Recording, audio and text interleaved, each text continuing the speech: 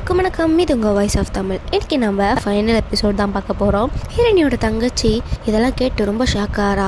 அதுக்கப்புறம் எல்லாத்தையும் நினச்சி பார்க்குறா. அவங்க பாட்டி கிட்ட போயிட்டு நீ பணக்காரியாக இருக்க மாட்டியா அப்படின்னு சொல்லி கோவப்பட்டது, எல்லாத்தையும் அடிச்சு உடைக்கிறது, அவங்கள அழ வைக்கிறதுன்ட்டு ரொம்பவே முட்டாளாக இருந்திருக்கா அப்படின்னு சொல்லி அவன் நினச்சிட்டு சிரிக்கிறா. அதுக்கப்புறம் ஸ்ட்ரைட்டாக அவங்களோட அப்பா வீட்டுக்கு போகிறா. அவங்க அப்பாவும் இங்கே என்ன பண்ணுற, அதானே கிரேஸ் கூட கல்யாணம் ஆச்சு, உனக்கு இங்கே என்ன வேலைன்னு சொல்லி சொல்கிறான். ஹீரோனியோட தங்கச்சியும் எதுவும் கேட்காம அமைதியாக வந்து அங்கே உட்கார்றா.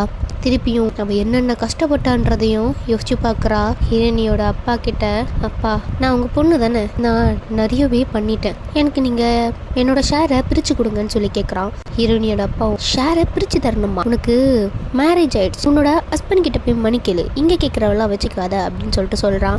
அப்போ எனக்கு கிடைக்கக்கூடாதுன்னா அந்த என்னோட ஸ்டெப் மதருக்கும் அவங்களோட பையனுக்கும் எதுவுமே கிடைக்கக்கூடாது அப்படின்ற மாதிரி சொன்னோன்னே, ஸ்டெப் மதர் என்ன சொன்ன, எங்களுக்கு கிடைக்கக்கூடாது, ஒரு மாதிரி மட்டை தட்டுற மாதிரி பேசுகிறாங்க. அவள் ஸ்டெப் மதரை போட்டு அடிச்சிட்றா. அதை பார்த்து ஹீரோயினோட அப்பா ஹீரோயினோட சிஸ்டரை போட்டு அடிச்சிடா.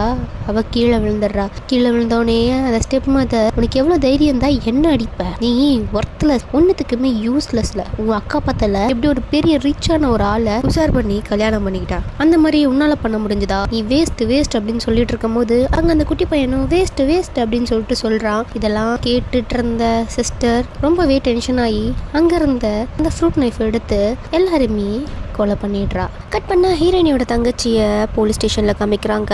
அவளை அரெஸ்ட் பண்ணிட்டாங்க. அங்கே ஹீரோனியோட தங்கச்சியை பார்க்க ஹீரோனி வந்திருக்கா. அவகிட்ட கிராண்ட்மா உன்னை ரொம்ப கேட்டாங்க அப்படின்ற மாதிரி சொல்கிறா. யாரு கிராண்ட்மா அப்படின்னு சொல்லி கேட்டோன்னே, ஹீரோனியும் நீ புரிஞ்சுக்காம பண்ணிட்ட, அது உன்னோட தப்பு தானே, அம்மா டைரியில் எழுதுனது எல்லாமே ட்ரூ, உன்னோட ஃபைனல் எக்ஸாமுக்கு அந்த ரொம்ப காஸ்ட்லியான பிரேஸ்லெட்டை உங்ககிட்ட கொடுக்கலான்னு வெயிட் பண்ணிட்டு இருந்தாங்க, நிறையவே ப்ராப்பர்ட்டி வாங்கியிருந்தாங்க, சின்ன சின்ன விஷயத்துலையும் பிஸ்னஸ் பண்ணியிருந்தாங்க, உனக்கு தெரியுமா நீ கேவலமா ட்ரெஸ்ஸை பற்றி பேசினல, அந்த ட்ரெஸ் ஃபுல்லாகவே ஹேண்ட்மேட், ஆனால் ஒன்று நீ இவ்வளோ தூரம் போவேன்ட்டு நான் நினச்சி கூட பார்க்கலன்ட்டு அப்படின்னு சொன்னோன்னே ஹீரோனியோட தங்கச்சி சிரிக்கிறா, அப்புறம் அழுகிறா. ஹீரோயின் அந்த இடத்த விட்டு கிளம்பி வெளியே வந்துடுறா. அண்ட் உங்கள் எல்லாருக்குமே நான் சொல்லிக்கிறேன், இந்த உலகத்தில் நமக்கு 2 சாய்ஸ் இருக்கும்.